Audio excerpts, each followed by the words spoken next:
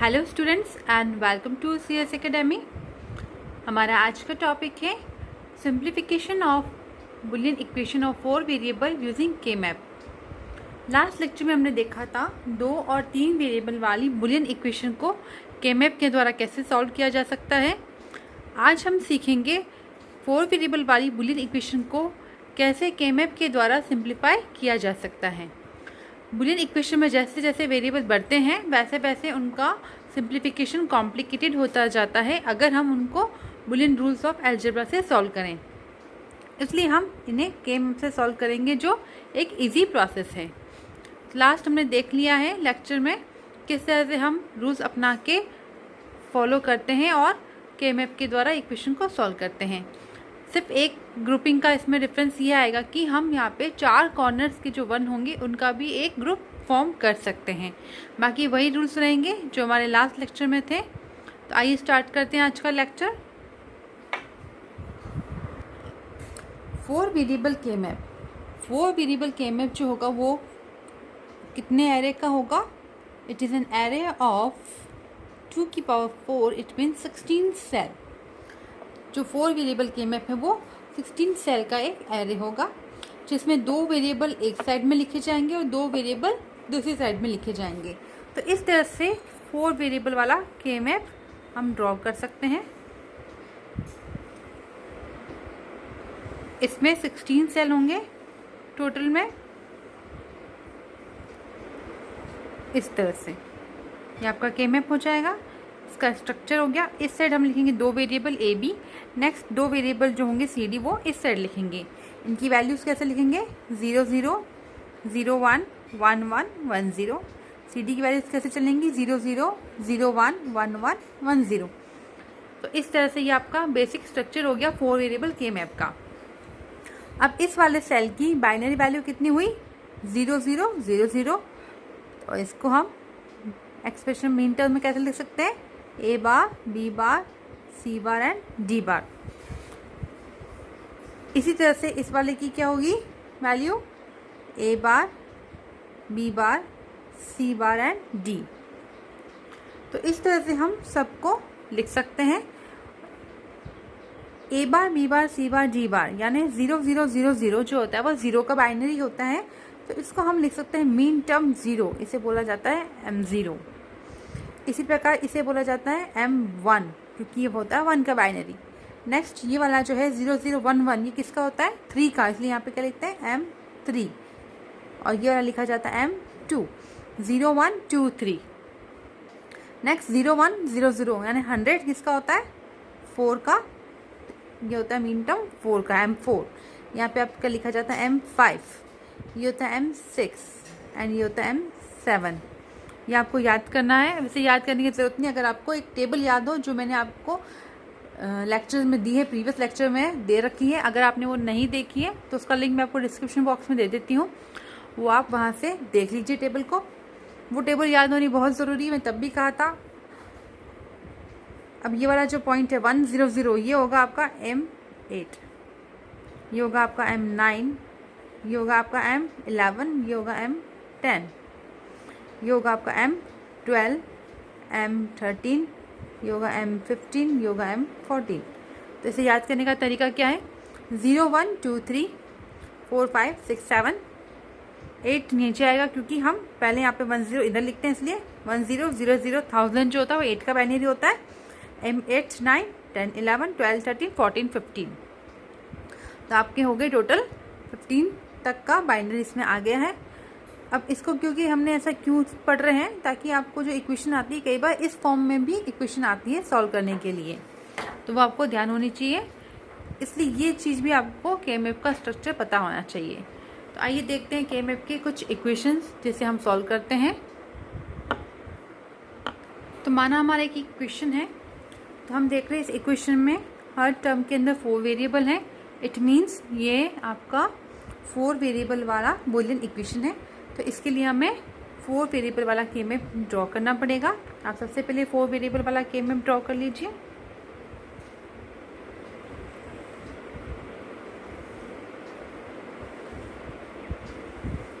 इसमें जो आप ग्रुपिंग करेंगे वो भी ध्यान रहे वो नीट एंड क्लीन होनी चाहिए। आपस में आप जो ओवरलैपिंग कर रहे हो वो सामने वाले एग्जामिनर को दिखना भी चाहिए। तो इसमें नीट एंड क्लीन भी एक अच्छा वर्क होना चाहिए। इस तरह से हम इसकी ग्रुपिंग कर लेंगे, स्ट्रक्चर बना लेते हैं। अब जो इन वैल्यूज़ हैं इन टर्म की, इस पे हम 1 पुट कर देते हैं। सबसे पहले है a bar, b bar, c bar, d bar, it means 0 0 0 0। तो कहाँ पर आ रहा है 0 0 0 0 इस जगह पे, यानी यहाँ पे 1 पुट कर दीजिए। नेक्स्ट है आपका a bar, b bar, c bar, d, यानी 0 0 0 1। ये आपका हो गया 0 0 0 1। तो ये कहाँ पर आ रहा है 0 0 0 1, यानी नेक्स्ट सेल आपकी, इसमें 1 रख रखा आपने। नेक्स्ट है आपका 0 0 1 1, ये आपका कौन सा है, ये वाला सेल, इसमें 1 पुट किया। नेक्स्ट है आपका 0 0 1 0, यानी इसका नेक्स्ट सेल, यहाँ पे 1 लिखा हमने। नेक्स्ट है आपका a b bar, c bar, d bar, it means 1 0 0 0, यानी आएगा ये वाला सेल। नेक्स्ट है आपका 1 0 0 1, यानी ये वाला सेल। तो ये हमने 1 पुट कर लिए। अब आप काउंट कर लीजिए, इसमें 1 कितने आए हैं, 6 1 है, और आपके पास टर्म भी 6 है, इट मीन्स आपने सारे 1 फिलअप कर दिए। अब नेक्स्ट आपकी ग्रुपिंग करना। तो ग्रुपिंग करने के लिए हम देखेंगे कितने 1 इसमें आ रहे हैं। मैक्सिमम 1 को हमें एक ग्रुप में डालना है। तो हमें ये 4 1 का एक पेयर दिख रहा है सीधा सीधा, इसका हम एक पेयर बना लेते हैं 4 1 वाला। नेक्स्ट आप दिख रहे हैं 2 1, आप बोलेंगे हम इस 2 1 का एक पेयर बना लेते हैं। नहीं, ऐसा नहीं करना हमें, क्योंकि जब हमें मैक्सिमम 1 का पेयर बन रहा है तो हमें कम 1 वाला पेयर नहीं बनाना है। हमने लास्ट लेक्चर में देखा था कि टॉप रो और बॉटम रो भी एडजेसेंट होती हैं, क्योंकि के में फोल्डेबल है। ये वाला कॉलम भी और ये वाला कॉलम भी एडजेसेंट है, तो हम इनका भी पेयरिंग इससे कर सकते हैं, ऐसे ऊपर वाले का भी नीचे से पेयरिंग कर सकते हैं। तो ये 2 1 की जगह हम इनमें 4 1 का पेयर बनाएंगे। एक तो ये वाले 2 1 और ये 2 1 जो ऑलरेडी पेयर में आ चुके हैं, इनको भी यूज़ में लेते हुए हम पेयरिंग करेंगे। तो आपके 2 पेयर बन गए हैं, दोनों 4 4 1 के। तो पहले 1 का आंसर क्या होगा, पहले पेयर का पहला पेयर ये वाला है। तो इसके अंदर क्योंकि हम इस साइड जब जा रहे हैं लेफ़्ट से राइट की तरफ, सी और डी की वैल्यूज़ कंटिन्यू चेंज हो रही है, तो सी डी तो रहेगा ही नहीं, और ए और बी की वैल्यू फिक्स है। तो इसका आंसर कितना हो जाएगा, ए bar B bar. Next in वाली वैल्यूज़ में चले, इसके लिए ए की वैल्यू कितनी है 0, और इसके लिए ए की वैल्यू कितनी है 1, इट मीन्स ए चेंज हो रहा है, तो नहीं लिखना है। बी की वैल्यू देखें, बी कितना है 0, और इस वाले के लिए बी कितना है 0, मीन्स बी फिक्स है, 0 है, इसलिए आप लिख देंगे बी बार। अब सी और डी की वैल्यू चले, सी कितना है 0, और इधर भी सी कितना है 0, इट मीन्स सी क्या है फिक्स, तो आप सी को लिख दीजिए, और इसकी वैल्यू 0, इसलिए हम लिखेंगे सी बार। डी कितना है 0, और इधर डी कितना है 1, यानी डी चेंज हो रहा है, तो डी को नहीं लिखेंगे। इट मीन्स अब ये आपका आंसर हो गया है A bar B bar plus B bar C bar. तो बहुत सिंपल है। अब इसको अपन एक नेक्स्ट क्वेश्चन देखते हैं। अब नेक्स्ट क्वेश्चन आपका इस फॉर्मेट में है, ये फॉर्मेट से आप पता लगाएंगे हमें कैसे के मैप करना है। तो आप सबसे पहले देखिए फंक्शन कितने वेरिएबल का दिया हुआ है, 4 वेरिएबल, इट मीन्स ये आपका 4 वेरिएबल वाला के मैप है। तो आपकी जो इक्वेशन है यानी उसके हर टर्म में 4 वेरिएबल हैं, तो आपको 4 वेरिएबल वाला के मैप ड्रॉ करना है। अगर यहाँ पे 3 होते और यहाँ पे मैक्सिमम कुछ 7 तक ही नंबर चलते, तो इट मीन्स वो 3 वेरिएबल वाला के मैप आपको बनाना है। सबसे पहले हम 4 वेरिएबल वाला के मैप ड्रॉ कर लेते हैं।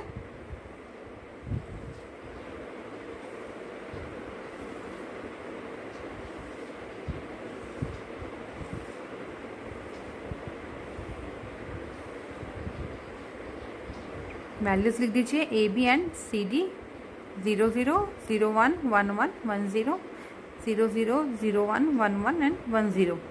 अब हमने देखा है कि इस वाले सेल की वैल्यू कितनी थी 0 0 0 0, जिसे हम 0 को बाइनरी कहते हैं, और उसको हमने लिखा था मीन टर्म 0 यानी M0। तो ये जो 0 1 2 4 5 आपको दिया हुआ है, इसको हमें उस वाली वैल्यू में फिलअप करना है, यानी 0 की जगह पे आपको, यानी M0 की जगह पे आपको 1 पुट करना है, 1 मीन्स आपको M1 की जगह पे 1 पुट करना है। जो भी आपको वैल्यू दे रखी है उस जगह पे आपको 1 पुट करना है। तो यहाँ पे 0 कहाँ था, यहाँ पे, यानी आपने यहाँ 1 पुट किया। नेक्स्ट 1 कहाँ पर होता है, यहाँ पर, यानी यहाँ 1 पुट किया। 2 कहाँ पे होता है, 2 इधर होता है, 0 1 2 3 4 5 6 7। फिर हम यहाँ आते हैं 8 9 10 11 12 13 14 15। 0 1 हो गया। नेक्स्ट 2 आपका कहाँ पे आएगा, यहाँ पर। नेक्स्ट है आपका 4 नंबर, 4 कहाँ पर है, ये रहा। 5 ये रहा। 6 कहाँ पे आएगा, ये वाला। 8 नीचे। 10, 8 के बाद 9 है तो 10 का आंसर हुआ ये वाला, 10 है। एंड देन 12, 12 कौन सा आपका, क्योंकि 10 ये था, 11 ये है, तो 12 ये वाला है। एंड देन 14 यानी ये वाला। एक बार देख लेते हैं कोई वन मिस तो नहीं हुआ अपने से। सॉरी 14 है ना, 14 कौन सा होगा आपका, 12 ये था, 13 एंड 14। तो कितने टर्म्स में देख लें, 3 4 5 6 7 8 9 10। और आपके 1 कितने हैं टोटल्स में, 10 1 है हमारे पास में। तो इसकी अब हम पेयरिंग स्टार्ट करते हैं। पेयरिंग हमें हमेशा करनी है, मैक्सिमम 1 को एक ग्रुप में डालना है। अब आप देख रहे हैं तो ये वाले जो 4 1 हैं और ये 4 1 हैं, तो आप बोलेंगे 4 4 1 का एक पेयर बनाते, नहीं। क्यों, जबकि ये 4 1 नहीं है, ये 8 1 हो गए। ये 4 1 इधर के और 4 1 इधर के, तो ये क्या हो गया, 8 1 का एक पेयर बन सकता है। तो हम यहाँ पे मैक्सिमम 1 को एक पेयर में डालना है, तो ये 8 1 का एक पेयर बन गया। अब ये 2 1 बच गए, तो इस 2 1 का सिंगल पेयर बनाएंगे, नहीं। हम क्या करेंगे, ये 4 1 का एक पेयर बनाएंगे। तो जितने ज़्यादा 1 को हम एक पेयर में डालेंगे उतनी हमारा मिनिमाइजेशन होगा। अब इन 8 1s का आंसर कितना होगा हम देख लें। तो इसमें ए वेरिएबल क्या हो रहा है, चेंज हो रहा है कंटिन्यू, और बी भी चेंज हो रहा है। तो ए और बी तो आंसर नहीं है। अब सी की वैल्यू देखें, इस वाले के कॉलम में सी की वैल्यू कितनी है, 0, और इसमें सी की वैल्यू कितनी है, 1, यानी सी भी चेंज हो रहा है। तो डी कितना है, इधर है 0 और डी है इधर भी 0, इट मीन्स डी चेंज नहीं हो रहा है, और डी की वैल्यू 0 है, इसलिए हम क्या लिखेंगे, डी बार।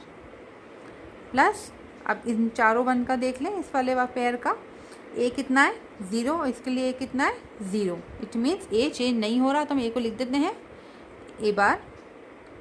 बी की वैल्यू 0 एक बार है, बी की वैल्यू 1, बी चेंज हो रहा है मीन्स बी को नहीं लिखेंगे। अब सी की देखें, सी कितना है, 0, और इधर सी कितना है, 0, मीन्स सी फिक्स है, और कितना फिक्स है, 0, इसलिए हम क्या लगाएंगे, सी बार। और डी कितना है, 0, और डी है 1, डी चेंज हो रहा है, डी को नहीं लिखेंगे। तो यानी इस पूरे का आंसर कितना होंगे आपका, डी बार प्लस ए बार सी बार। तो अगर आप चाहें तो वैसे पूरा लिख के भी सॉल्व करके देख सकते हैं, जो मैंने लास्ट लेक्चर में आपको बताया था। तो मैंने आपको तब भी कहा था मेरा कोई भी लेक्चर केएमएफ का मिस मत कीजिए, क्योंकि सब आपस में लिंक्ड हैं। अब देखते हैं एक और क्वेश्चन। अगेन इस क्वेश्चन जो है ये 4 वेरिएबल का फंक्शन है, इट मीन्स हमें 4 वेरिएबल वाला केएमएफ ड्रॉ करना है। तो आप 4 वेरिएबल वाला केएमएफ ड्रॉ कर लीजिए, और आपको दे रखे हैं नंबर्स, उन नंबर्स पे आपको 1 पुट करना है, जैसा कि हमने लास्ट क्वेश्चन पे किया।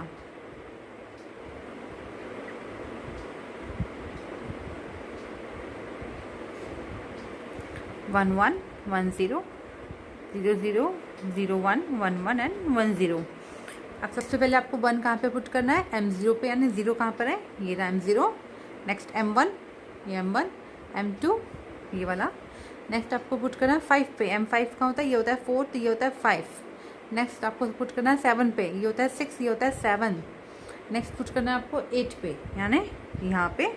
नेक्स्ट पुट करना है 10, 10 का होता है 8 9 10। नेक्स्ट पुट करना है 13 पे, ये होता है आपका 12, ये होता है 13। नेक्स्ट आपको पुट करना है 15 पे, यानी यहाँ पर।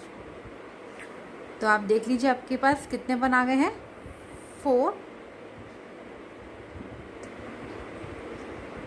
9 आपके पास 1 है, और टर्म कितनी है, 9। तो आपके पास 9 टर्म है और 9 1 हो गई, यानी आपने प्रॉपर्ली 1 फिलअप कर दिया है। अब आप पेयरिंग स्टार्ट कर सकते हैं। पेयरिंग हम देखेंगे, नंबर ऑफ 1s को, मैक्सिमम नंबर 1 को हमें एक ग्रुप में डालना है। एक चीज़ मैंने आपको सिखाई स्टार्टिंग में लेक्चर के, जो 4 वेरिएबल केएमएफ है, इसमें जो 4 कॉर्नर्स होते हैं ये भी आपका एक पेयर बनाते हैं। तो ये जो 4 1 चारों कॉर्नर में आ रहे हैं, ये भी आपका एक 4 1 का एक पेयर बनाएंगे। तो उसको हम इस तरह से लिखेंगे। तो ये आपका जो 4 कॉर्नर है ये मिलके एक पेयर बना रहा है, ठीक है। अब बीच में आपको ये 4 1 दिख रहे हैं, तो ये सीधा सीधा आपका 4 1 का एक पेयर बन गया। अब आपका बच गया ये वाला 1 अकेला। तो इस 1 की पेयरिंग आप चाहे तो इसके साथ भी कर सकते हैं और इसके साथ भी कर सकते हैं, आपकी इच्छा है आप किसके साथ भी करना चाहें। सपोज हम इसकी पेयरिंग इसके साथ कर लेते हैं, ठीक है। तो यह हो गया आपके पेयर्स कंप्लीट हो गया, आपने सारे 1 कवर कर लिए। तब इसका आंसर देखते हैं, इसका आंसर कितना होगा। तो फर्स्ट हम लेते हैं 4 कॉर्नर्स। 4 कॉर्नर्स लेने के लिए इस वाले 1 की वैल्यू देखें, इस वाले 1 में a कितना है 0 और b कितना है 0, और इस वाले 1 के लिए a कितना है 1। इट मीन्स आपका a चेंज हो रहा है, तो आपको a नहीं लिखना। अब b देखें, b कितना है 0 और इसके लिए कितना है 0, तो वो इधर भी चलेगा। तो आपका b क्या हो गया, फिक्स हो गया 0, यानी आंसर कितना हो गया इसका b बार। अब c और d की वैल्यू देखें, इस वाले 1 के लिए c की वैल्यू कितनी है 0, तो इधर c की वैल्यू कितनी है 1, यानी c चेंज हो रहा है, तो आपको नहीं लिखना। नेक्स्ट आप d देखें, d की वैल्यू कितनी है 0 और इधर भी है 0, इट मीन्स d चेंज नहीं हो रहा, तो आपको लिखना है। और d की वैल्यू 0 इसलिए हम क्या लिखेंगे d बार। ये हो गया फर्स्ट पेयर का आंसर जो 4 कॉर्नर्स वाले हैं। नेक्स्ट ये वाले 1 का पेयर लेते हैं, 4 1 का। सेकंड पेयर में इस वाले 1 की वैल्यू देखें, a और b में a की वैल्यू कितनी है 0 और इस वाले 1 के लिए a की वैल्यू कितनी आ रही है 1, इट मीन्स a चेंज हो रहा है, तो आपको नहीं लिखना है। नेक्स्ट हम चले b पे, b कितना है 1 और इधर भी b कितना है 1, इट मीन्स b चेंज नहीं हो रहा, तो आपको लिख देना है, क्योंकि 1 इसलिए हम लिखेंगे b। अब c और d की वैल्यू देख लेते हैं। इस वाले पेयर में c की वैल्यू कितनी चल रही है 0 और इधर आई कितने 1, तो c चेंज हो रहा है, तो नहीं लिखेंगे। अब d देखें, d कितना है 1 और इस वाले कॉलम के लिए भी है d 1, it means d change नहीं हो रहा है और d की वैल्यू 1 है, इसलिए हम लिखेंगे d। तो इस वाले इक्वेशन का आंसर कितना हो गया b बार d बार प्लस bd। अब आपको एक पेयर और बच गया है ये वाला, इसका भी सॉल्व कर देते हैं। तो इस वाले पेयर में a भी फिक्स है, इस वाले 1 के लिए a और b की वैल्यू 0 0 है, इसके लिए भी a भी 0 0 है, इट मीन्स आपका आंसर हो गया इधर a बार b बार। और c और d देख लेते हैं, c की वैल्यू है दोनों में 0, it means c bar. d change हो रहा है इसलिए d नहीं आएगा, तो हो गया a bar b bar c बार। तो ये हो गया आपका आंसर इस इक्वेशन का। और अगर आपको ऐसे सॉल्व करने में दिक्कत आ रही है, प्रॉब्लम आ रही है, तो आप मेथड अपना लीजिए। तो अगर आपको ऐसे सॉल्व करने में प्रॉब्लम आ रही है तो हम दूसरा मेथड ले लेते हैं, वो ABCD लिख के ABCD और उनकी वैल्यूज़ ले लेते हैं। तो 4 कॉर्नर्स जो हैं इनकी वैल्यू कितनी हो जाएगी, इस वाले 1 की वैल्यू कितनी है वो लिख दीजिए 0 0 0। नेक्स्ट इस वाले 1 की कितनी है 0 0 1 0, इस वाले 1 की वैल्यू कितनी है 1 0 0 0 और इस वाले 1 की है 1 0 1 0। तो ऐसा कौन सा वेरिएबल है जिसकी वैल्यू फिक्स है, वो है b और d, ठीक है। तो a और c को काट दीजिए और b की वैल्यू कितनी है 0, इसलिए हम क्या लिखेंगे b बार और d बार, क्योंकि d की वैल्यू भी 0 है। अब नेक्स्ट पेयर के निकालते हैं हम। नेक्स्ट ये वाले 1 है, इसके ले लेते हैं a b and c d value लिख लेते हैं। इस वाले 1 की वैल्यू कितनी हो गई 0 1 0 1, इस वाले की हो गई 0 1 1 1, इस वाले 1 की वैल्यू कितनी हो गई 1 1 0 1 और इस वाले 1 की 1 1 1 1। अब ऐसा कौन सा वेरिएबल है जो चेंज नहीं हो रहा, वो है b और d अगेन, और a और c चेंज हो रहा है इसलिए कट कर दीजिए। तो इसका आंसर कितना हो गया bd, क्यों, क्योंकि इनकी वैल्यू 1 है। तो पहले वाले का कितना आंसर था हमारे पास b बार d बार और इसका आया bd। अब लास्ट पेयर देख लेते हैं। लास्ट पेयर आपका ये वाला है, तो इसकी वैल्यू कितनी होगी ABCD लिख लीजिए। इस वाले 1 की वैल्यू 0 0 0 0 और इस वाले 1 की वैल्यू 0 0 0 1। अब कौन सा वेरिएबल चेंज हो रहा है, सिर्फ d, कट कर दीजिए। इनकी चेंज नहीं हो रही है इसलिए लिखेंगे a बार b बार और c बार। तो हमारे इस चारों कॉर्नर्स वाले जो 1 थे उनका आंसर कितना आया था b bar d bar. Next in 1 का कितना आंसर आया था प्लस bd, और इस वाले पेयर का आंसर कितना आया plus a bar b bar c बार। तो ये आपका क्या हो गया आंसर है आपका। तो इस मेथड से भी आंसर निकाल सकते हैं, जो आपको मेथड सुटेबल लगे पर आप कॉन्फिडेंट हो उस मेथड से आप आंसर निकालिए। तो स्टूडेंट्स आज का लेक्चर यहीं तक था। अब आपके लिए एक प्रैक्टिस क्वेश्चन है, आप इस क्वेश्चन को सॉल्व करें और मुझे कमेंट सेक्शन में कमेंट करके इसका आंसर बताएं कि इसका आंसर आपके पास कितना आ रहा है, ताकि आपका डाउट क्लियर हो सके। और अगर आपने मेरे चैनल को सब्सक्राइब नहीं किया है तो चैनल को सब्सक्राइब करें और बेल आइकन को प्रेस करें ताकि मेरे न्यू वीडियोस की नोटिफिकेशन आपको मिलते रहें। And stay connected with me ताकि जो आने वाले वीडियोस हैं के मैप के ऊपर वो मिस ना हो आपसे।